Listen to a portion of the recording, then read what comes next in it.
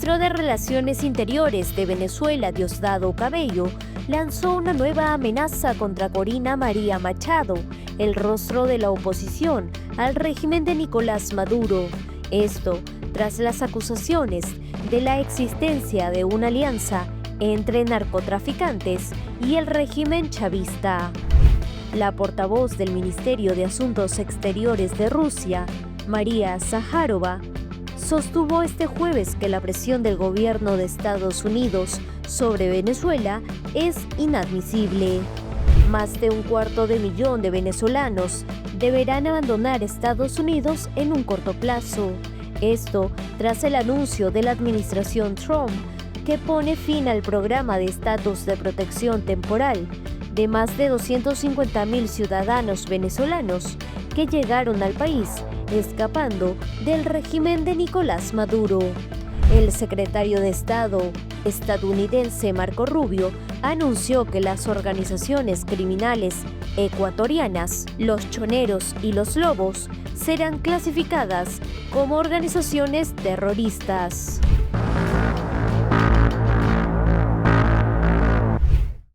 El ministro de Relaciones Interiores de Venezuela, Diosdado Cabello, lanzó una nueva amenaza contra Corina María Machado, el rostro de la oposición al régimen de Nicolás Maduro. Que si a nosotros nos aprietan, nosotros la apretamos. Al buen entendedor, pocas palabras, pero como ella es bruta además, no vayas a creer que aquí nos van a agredir a nosotros y ustedes van a salir sanitos. No, eso no existe. Desde Panamá, Machado ha respondido a las amenazas, indicando que cada día se cierra el cerco internacional contra el cártel narcoterrorista que está en el Palacio de Miraflores. Además señaló que actualmente el 80% de militares ya no obedecen al dictador venezolano. Entonces, hay diferentes cisuras dentro del chavismo y esto corresponde después voy a lo que dijo María Corina Machado directamente.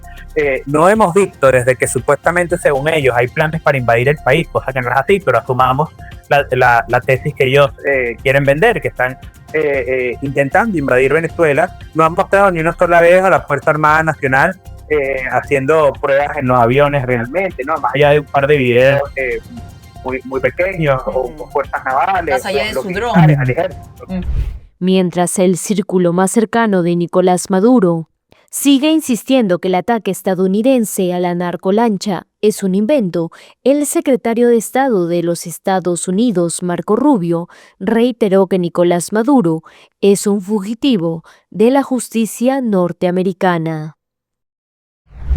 La portavoz del Ministerio de Asuntos Exteriores de Rusia, María Zaharova, sostuvo este jueves que la presión del gobierno estadounidense sobre Venezuela es inadmisible. La actuación de Occidente respecto a naciones que desean aplicar una política propia es absolutamente inadmisible. Contra Venezuela se está ejerciendo abiertamente la presión en todos los frentes, denunció la funcionaria rusa durante una conferencia de prensa en el Foro Económico Oriental. Según Zaharova, esta presión no solo agrava la situación interna de Venezuela, sino que también genera amenazas significativas para la seguridad regional y global. En este sentido, advirtió que las acciones de Estados Unidos podrían tener repercusiones más allá de las fronteras de Venezuela, afectando la estabilidad en América Latina y creando un ambiente de inseguridad internacional. La portavoz señaló que Venezuela sufre una presión descarada en todos los frentes. Fíjense cuántas veces Venezuela ha celebrado elecciones democráticas y cuántas veces no han sido reconocidas por Occidente, simplemente porque no les convenía el resultado, destacó. Cabe señalar que el secretario de Defensa estadounidense, Peter Hegseth, dijo la víspera a un canal estadounidense que incumbe al presidente Donald Trump decidir si busca o no un cambio de gobierno en Venezuela.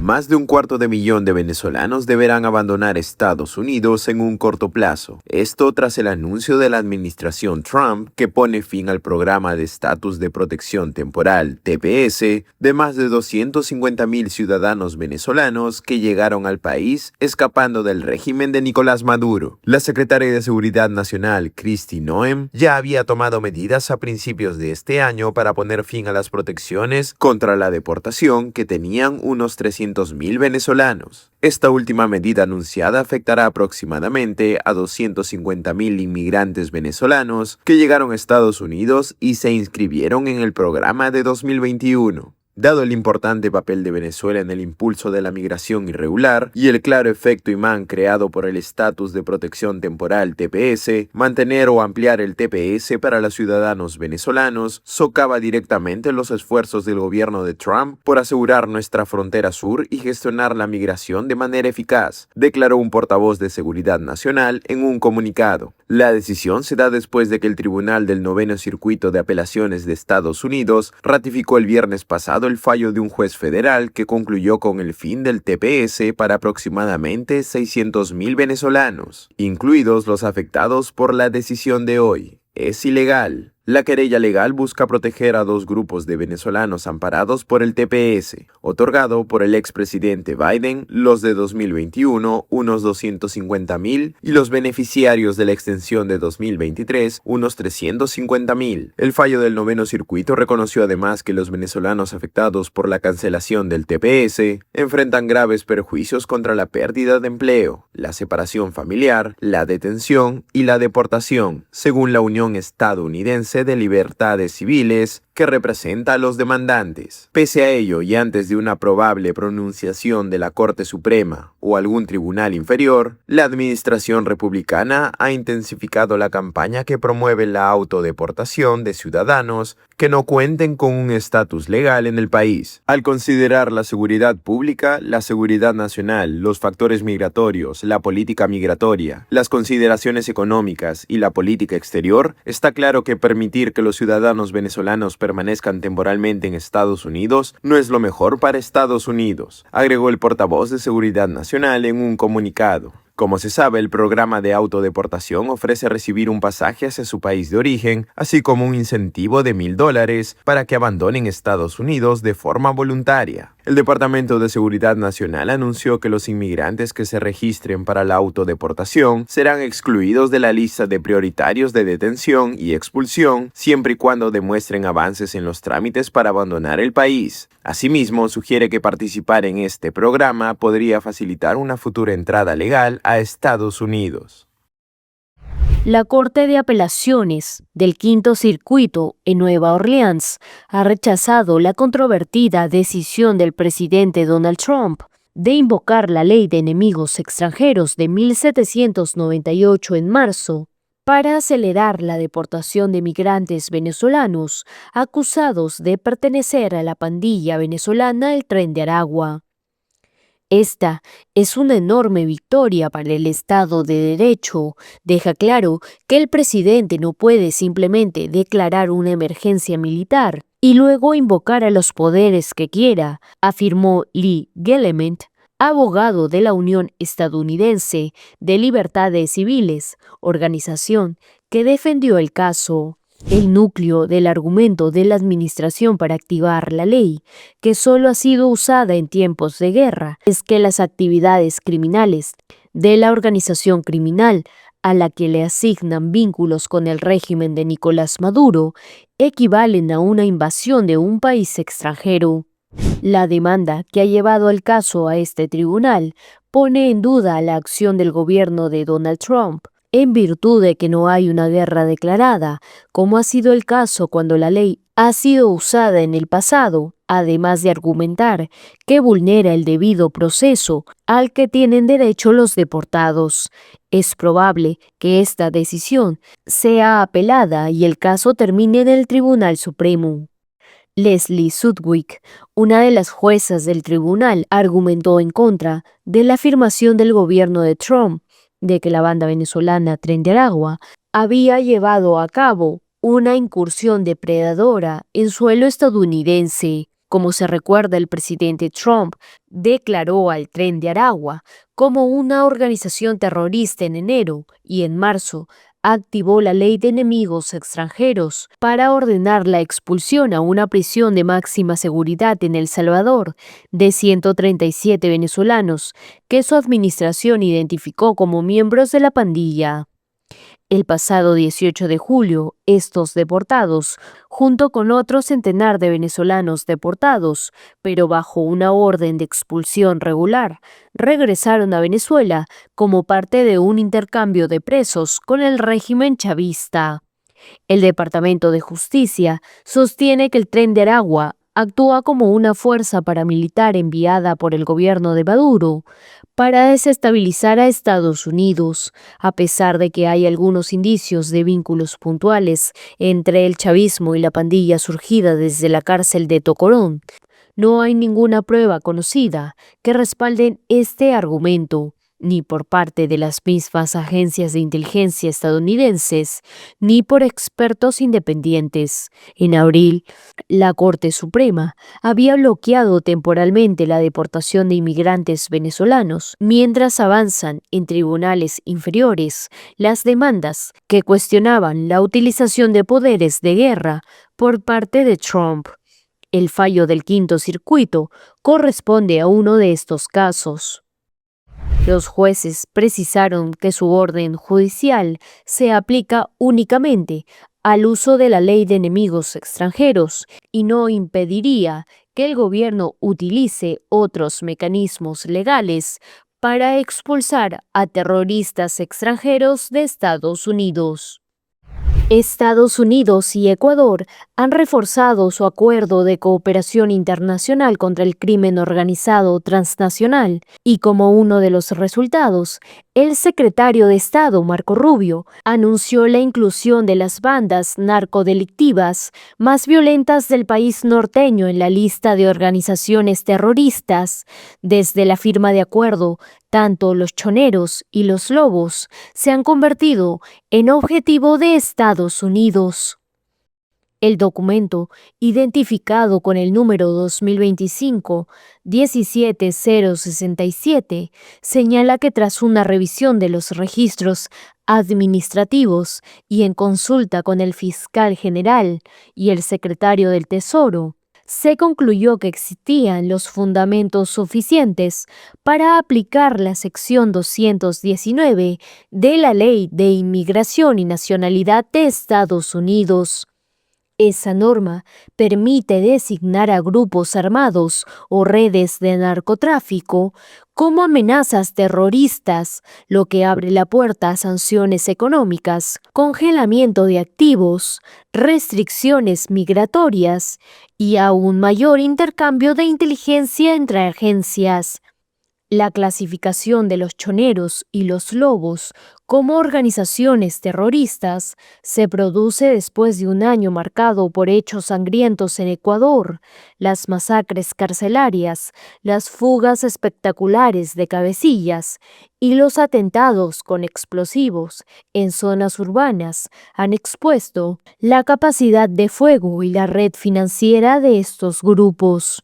Para Washington, la transnacionalización de sus operaciones representa una amenaza directa a la seguridad hemisférica, especialmente por los vínculos que han desarrollado con cárteles mexicanos y con redes de lavado en Estados Unidos y Europa. La decisión refuerza además la narrativa que el presidente Noboa, que Ecuador enfrenta a terroristas narcocriminales y requiere respaldo de aliados estratégicos. El propio gobierno ecuatoriano había facilitado en meses anteriores que se estudie esta clasificación con la expectativa de que facilite cooperación militar, tecnológica y financiera.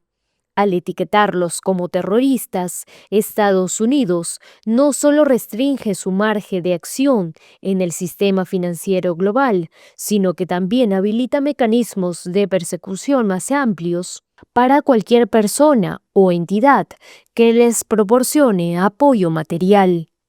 En paralelo, la medida tiene un impacto político. En la región, solo un puñado de grupos han recibido esta designación, generalmente vinculados a insurgencias armadas como las FARC o el ELN. En Colombia, La inclusión de bandas criminales ecuatorianas refleja un cambio de enfoque, reconocer que las estructuras del narcotráfico, con capacidad de corrupción estatal y dominio territorial, pueden alcanzar el mismo nivel de amenaza que un grupo insurgente. El anuncio coincide con la visita de Marco Rubio a Ecuador, donde el secretario de Estado cumple una agenda que incluye encuentros con el presidente Daniel Noboa. El contexto de su estadía no es menor. El país sudamericano vive desde inicios de 2024 bajo un estado de excepción intermitente por la violencia ligada a estas mafias que controlan cárceles y mantienen alianzas con carteles internacionales. Pero bueno, y de ahí saltaron de repente, no pudieron con el tema del Tren de Aragua, y de repente salió el Cartel de los Soles. Cartel de los Soles. Netflix. Es Netflix, ellos se inventaron una película a conveniencia de ellos. Les hemos demostrado con informes que no son de nosotros, que son de la ONU. 31 informes seguidos, 31 años seguidos. Noelí, María. Lleva la ONU, que amigos nuestros no son. El 73% de la droga del mundo, según esos números, se produce en Colombia. El 87% de la droga producida en Colombia, ¿por dónde sale? Por el Pacífico. Venezuela no tiene salida al Pacífico. Quisiéramos tener, pero no tenemos. Tuviéramos una salida, una línea, pues. Hay un trasfondo. El trasfondo es uno que ellos no han querido asumir, pero es que lo que han intentado siempre es un cambio de régimen en Venezuela. Cambio de régimen. Salir de la revolución bolivariana. Con mentiras. Con coba, pues, con fake news. Entonces, lo último que se inventaron fue un ataque. Fue un ataque a un... Ellos dieron un reporte. Mire, yo de verdad... Uno trata de ver y escuchar, porque es que las redes son una cosa dinámica, ¿no? Entonces, el supuesto desapareció, ¿no? La prensa se alineó de una vez con esa mentira, ¿ves? Ah, pero después vinieron la gente y comenzó a generarse unas dudas. Y uno comienza a ver, ¿verdad? Que esto no parece real. Esto aquí como que hay cosas que no cuadran.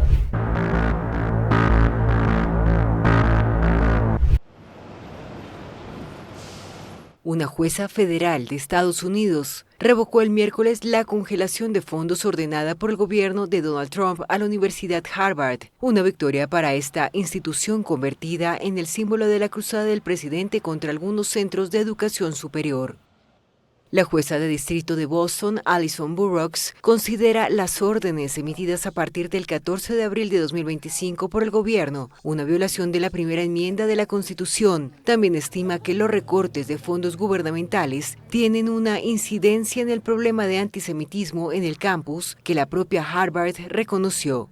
La institución afirma haber tomado medidas para garantizar que los estudiantes y el personal judío o israelí no se sientan excluidos ni intimidados en el campus, al tiempo que sostiene que las medidas del gobierno federal amenazaron la libertad de expresión y la libertad académica. La jueza, nombrada por el expresidente demócrata Barack Obama, afirmó que las pruebas que había visto sugerían que Trump utilizó el antisemitismo como cortina de humo para un ataque selectivo e ideológico contra las principales universidades del país. Esta decisión judicial, que aún está sujeta a apelación, puede servir como referencia para otras instituciones de educación superior que han sido blanco del gobierno de Trump, como Columbia en Nueva York. Además de la congelación de becas que afecta a Harvard, el secretario de Estado de Estados Unidos, Marco Rubio, anunció a finales de julio la apertura de una investigación para determinar si la universidad cumplía con todas las regulaciones relativas a los intercambios con universidades extranjeras. Estados Unidos anunció el miércoles la incautación de 13.000 barriles con unos 300.000 kilogramos de químicos utilizados para la fabricación de metanfetamina, que según autoridades federales iban de China a México. La operación se realizó la semana pasada. Today we announced a very significant seizure Hoy anunciamos la importante incautación de 2 cargamentos de sustancias químicas transportados en 2 buques diferentes en alta mar con destino al cártel de Sinaloa en México. De China a México, el puerto de carga fue Shanghái en China y el puerto de descarga México. Was Shanghai, China, the port of discharge, Mexico. Los químicos como alcohol bencílico y N-metilformamida habrían sido utilizados para fabricar 189.000 kilos de metanfetamina, cuyo valor en la calle ascendería a más de $560 millones, según las autoridades. La acción fue posible luego de que el presidente Donald Trump y el secretario de Estado Marco Rubio declararan al cártel de Sinaloa como organización terrorista extranjera, ya que las autoridades federales pueden actuar en más áreas. Now, this government forfeiture today of property. Esta confiscación gubernamental de bienes nos permite incautar todos los bienes, ya sea en territorio nacional o extranjero, incluso fuera de Estados Unidos, y esa es la importancia de declarar organizaciones terroristas extranjeras. Property outside of the United States, and that is the significance of the FTO. La Oficina de Control de Activos Extranjeros del Departamento del Tesoro sancionó a la firma Guangzhou Tengyue, una empresa química que opera en China y que se dedica a la fabricación y venta de opioides sintéticos estadounidenses. También sancionó a otras 2 firmas representantes de la empresa química, quienes participaron directamente en la coordinación de los envíos de estos insumos a Estados Unidos. Además, han sido denunciados penalmente por el FBI.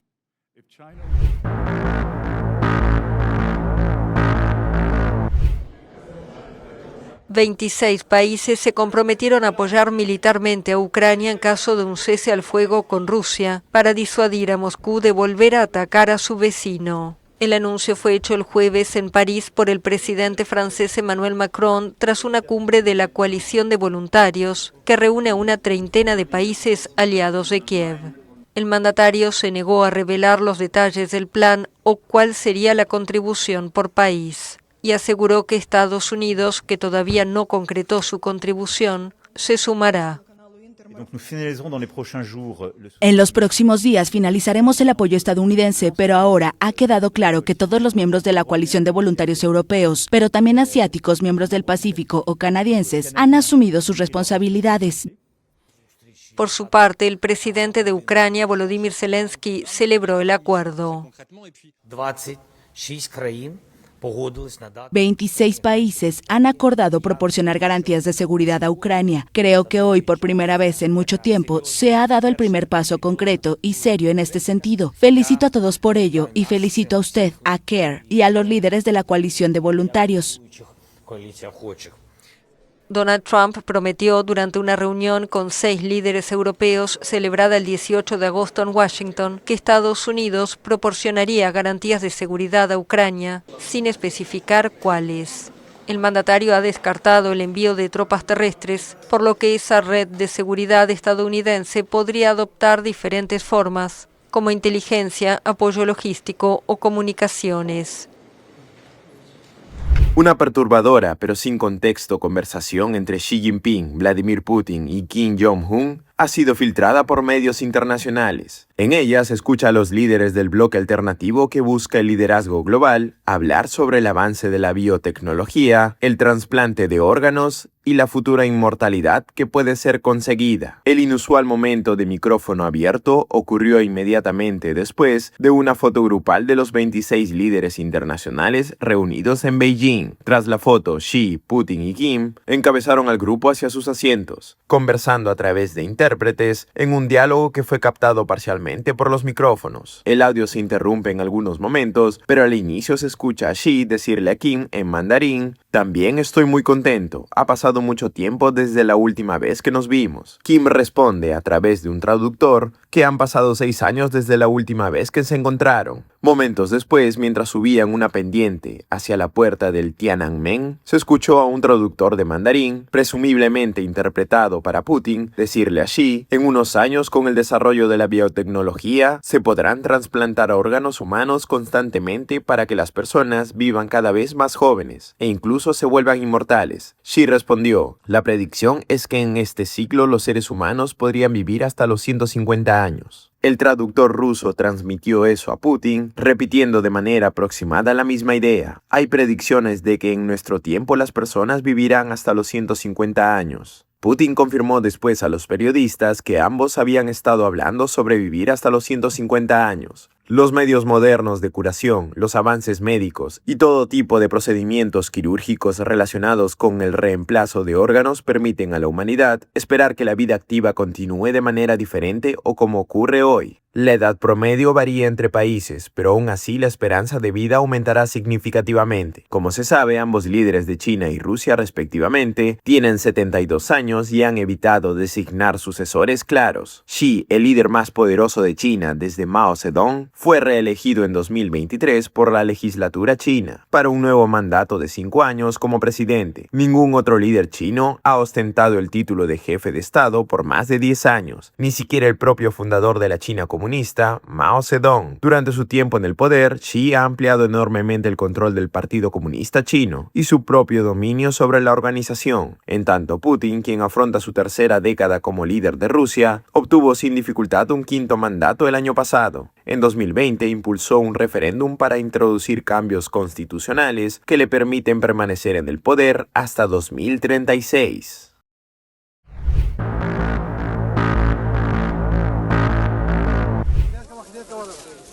El terremoto que sacudió Afganistán la noche del domingo dejó más de 2.200 muertos y casi 4.000 heridos. La cifra actualizada fue brindada el jueves por el gobierno de los talibanes, que indicó que la mayoría de las víctimas se concentran en la provincia de Kunar, cerca de la frontera con Pakistán. Y el balance todavía podría aumentar, ya que las operaciones de rescate y revisión de escombros continúan. Unas 7.000 casas quedaron destruidas en las provincias de Kunar, Laghman y Nangar. 4 días después del sismo, muchos siguen esperando la ayuda, dificultada por los desprendimientos y los deslizamientos de tierra. No tenemos cocina para preparar comida, ni té, ni nada. Es el tercer día. Nuestros hijos están pasando día y noche en un refugio improvisado y no hemos recibido ninguna ayuda. El del domingo fue el terremoto más mortífero en la historia reciente de Afganistán, que sufre frecuentes sismos porque está ubicado en la unión de las placas tectónicas euroasiática e India. La Fiscalía de Ecuador acusó el miércoles de asesinato a 2 antiguos funcionarios del gobierno de Rafael Correa, que están fuera del país por ser los presuntos autores intelectuales del magnicidio del candidato presidencial Fernando Villavicencio en 2023. Una semana antes de las elecciones generales de ese año, Villavicencio, uno de los candidatos presidenciales más populares y duro crítico de Correa, fue asesinado a balazos por un sicario colombiano al salir de un mitin en Quito. El autor de los disparos fue abatido y 5 implicados más fueron condenados en 2024, a penas de hasta 24 años de cárcel. 6 colombianos presuntamente vinculados al magnicidio fueron asesinados en prisión. La Fiscalía acusó al ex legislador del correísmo Ronnie Aleaga, al exministro José Serrano y al empresario Javier Roldán, quienes todavía no han sido juzgados. Durante la audiencia de formulación de cargos, la fiscal señaló que los 4 involucrados se habrían encargado de la planificación y financiamiento del magnicidio. Ante el pedido de la Fiscalía, una jueza de Quito ordenó la prisión preventiva de Aleaga, quien hace más de un año huyó a Venezuela para evadir un caso de corrupción. Serrano y Roldán se encuentran en Estados Unidos y deberán presentarse de forma periódica ante el consulado ecuatoriano en Miami por decisión judicial. El exministro, pieza clave en la administración de Correa, está detenido desde hace un mes en Miami por un asunto migratorio. De ser deportado, deberá presentarse en un plazo de 3 días ante la justicia, señaló el ente acusador. La Fiscalía además acusa de cómplice del magnicidio al empresario Daniel Salcedo, quien cumple condenas por corrupción. En Ecuador, el delito de asesinato es sancionado hasta con 26 años de prisión.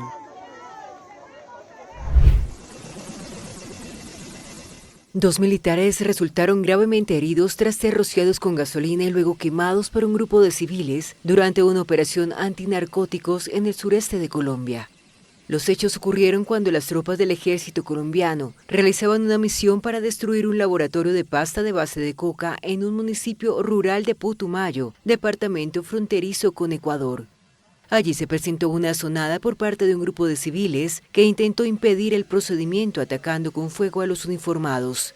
Un oficial y un soldado tienen quemaduras de gravedad y son atendidos en un hospital. El ejército anunció que denunciará ante la justicia a los comandos de frontera, una disidencia que se apartó del histórico acuerdo de paz entre el gobierno y la guerrilla FARC en 2016 por las agresiones cometidas y por el constreñimiento de la población civil en esa zona. Esa disidencia, que opera en Colombia y Ecuador, negocia la paz con el gobierno del presidente colombiano Gustavo Petro sin mayores avances. Además, fue señalado por las autoridades ecuatorianas como responsables de matar a 11 militares en un ataque con fusiles y granadas durante una operación contra la minería ilegal en ese país. Los ataques de la población civil contra uniformados en zonas remotas controladas por las guerrillas son cada vez más frecuentes en Colombia, que atraviesa su peor crisis de seguridad en la última década por la violencia de los grupos criminales que lucran de las rentas del narcotráfico, la extorsión y la minería ilegal. El presidente de Guyana, Irfan Ali, anunció su reelección. En una breve declaración telefónica a la AFP, el mandatario dijo que las cifras son claras y que su partido obtuvo una victoria aplastante en las elecciones del lunes. La Comisión Electoral aún no ha publicado los resultados de los comicios. El líder de centroizquierda de 45 años prometió sacar de la pobreza a este pequeño país sudamericano de 850.000 habitantes, que ostenta las mayores reservas de crudo per cápita del planeta. También deberá gestionar el espinoso asunto del Esequibo, la región rica en petróleo y minerales que reclama el vecino Venezuela. El día previo a las elecciones, Guyana denunció disparos contra una de sus embarcaciones desde la orilla venezolana del río Cuyuní, que forma una de las fronteras entre ambos países. Caracas acusó a su vecino de querer crear un frente de guerra, mientras que Estados Unidos desplegó buques de guerra en el Caribe y afirmó haber atacado una embarcación sospechosa de transportar drogas frente a las costas de Venezuela. Ali apoya ese despliegue estadounidense.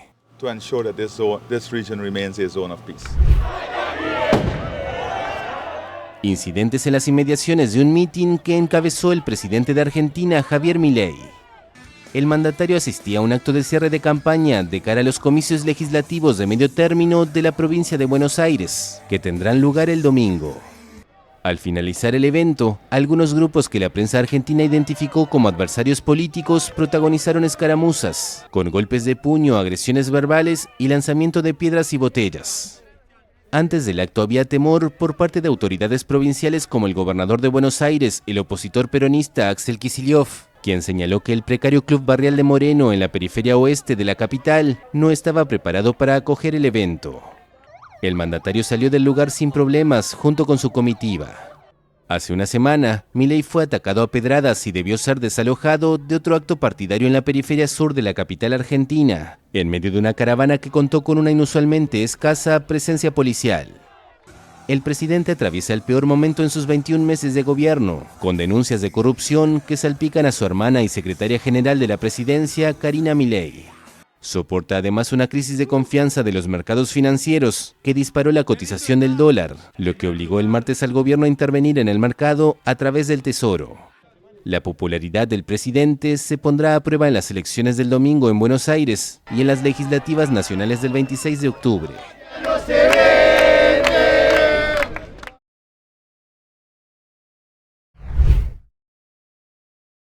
Murió el diseñador italiano Giorgio Armani. La empresa que lleva su nombre informó el jueves que el ícono de la moda de 91 años falleció en paz, rodeado por sus seres queridos. Añadió que fue incansable hasta el final, trabajó hasta sus últimos días dedicándose a la empresa, a las colecciones y a los numerosos proyectos en curso y futuros. Armani abrió su casa de moda en 1975 en Milán y rápidamente ascendió a la cima de la industria. Al diseñador se le atribuye la invención de la moda de alfombra roja, pero también se adentró en una gama más joven y menos costosa a través de Emporio Armani y abrió hoteles de lujo. A principios de año, Armani había cancelado su desfile de moda masculina en Milán por motivos de salud. También se perdió el desfile de Armani Privé en París por recomendación médica. Su muerte se produce pocas semanas antes de las celebraciones para conmemorar los 50 años de su marca. El ministro de Cultura italiano Alessandro Giuli le rindió tributo como una figura capaz de transformar la elegancia en un lenguaje universal y que supo ser embajador de la identidad italiana en todo el mundo.